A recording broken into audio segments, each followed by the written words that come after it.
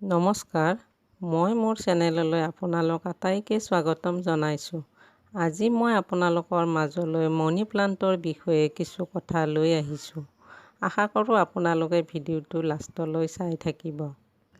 প্ৰথমতে জানিবলৈ আহকচোন কি মানি প্লাণ্টৰ বিষয়ে। মানি প্লাণ্টনো কি? মানি প্লাণ্টক কিয় মানি প্লাণ্ট বুলি কোৱা হয়? ইয়াক লগালে ঘৰত ধন সম্পত্তি বৃদ্ধি হয় কাৰণে ইয়াৰ নাম মানি প্লাণ্ট বুলি কোৱা হয়।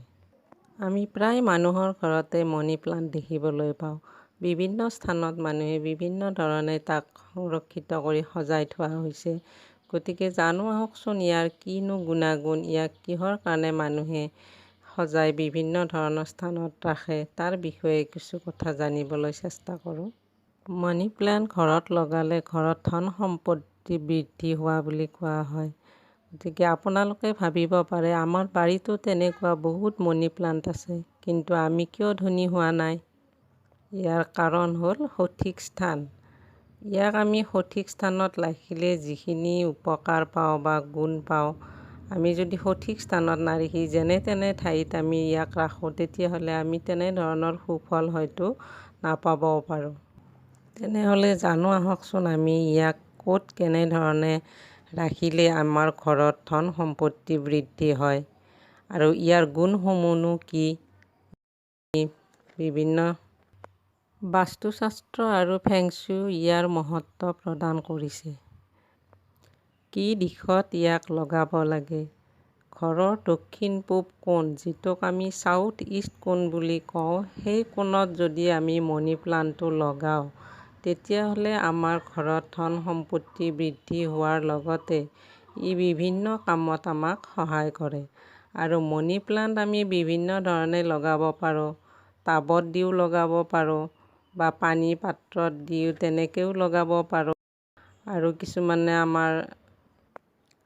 আমি ইয়াক লগাওঁতে ঘৰৰ ভিতৰত লগাব লাগে, বাহিৰত নহয়। ঘৰৰ ভিতৰত ধৰক আমাৰ লিভিং ৰুম, কম্পিউটাৰ, টিভি থকা ৰুমত নাইবা আমাৰ বেডৰুমত, এইবিলাক ৰুমতো আমি ইয়াক লগাব পাৰোঁ। ধন সম্পত্তিৰ লগতে আমাৰ ৰিলেশ্যনশ্বিপ ভালে ৰখাত, তাৰপিছত আমাৰ টিভি কম্পিউটাৰৰ পৰা যিটো ৰেডিয়েশ্যনৰ সৃষ্টি হয়, তাক এই মানি প্লাণ্টে সহজেই অবজৰ্ব কৰি লয়, স্বাস্থ্য ভালে ৰখাত সহায় কৰে। গতিকে ইয়াক লগাওঁতে এটা কথা মন কৰিব, ই যাতে কেতিয়াও মাটিৰ তলত বগাই নাযায়। মানি প্লাণ্টটো এটা লতাজাতীয় গছৰ দৰে, গতিকে ই সহজে বগাই যায়। বগাই যাবৰ কাৰণে আমি তললৈ যাবলৈ নিদি আমি ওপৰলৈ যাবৰ কাৰণে আমি বিভিন্ন ব্যৱস্থা ল'ব লাগে। আৰু কোৱা হয় যদি আমাৰ তললৈ নামি বগাই যায়, তেতিয়া আমাৰ ঘৰত ধন সম্পত্তি তললৈ নামি অহা বুলি কোৱা হয়। গতিকে যিমানে ওপৰলৈ গৈ থাকিব, সিমানে ঘৰখনৰ আৰ্থিক অৱস্থাও সচ্ছল হৈ গৈ থাকিব। গতিকে আমি ইয়াক লগাওঁতে সেইখিনি কথা মন কৰিব লাগে।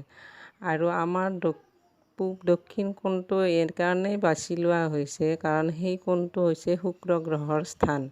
শুক্ৰ গ্ৰহই আমাৰ ধন সম্পত্তি বৃদ্ধি কৰে। গতিকে এই স্থানত যদি আমি মানি প্লাণ্ট ৰাখোঁ, তেতিয়াহ'লে আমাৰ ধন সম্পত্তি বৃদ্ধি হোৱাত সহায় কৰে।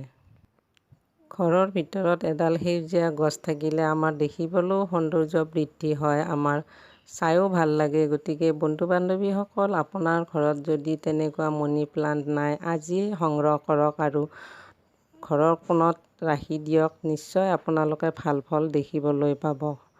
গতিকে বন্ধু বান্ধৱীসকল, ভিডিঅ'টো ভাল লাগিলে লাইক কৰিব, শ্বেয়াৰ কৰিব আৰু চেনেলটো ছাবস্ক্ৰাইব কৰিবলৈ নাপাহৰিব। ধন্যবাদ।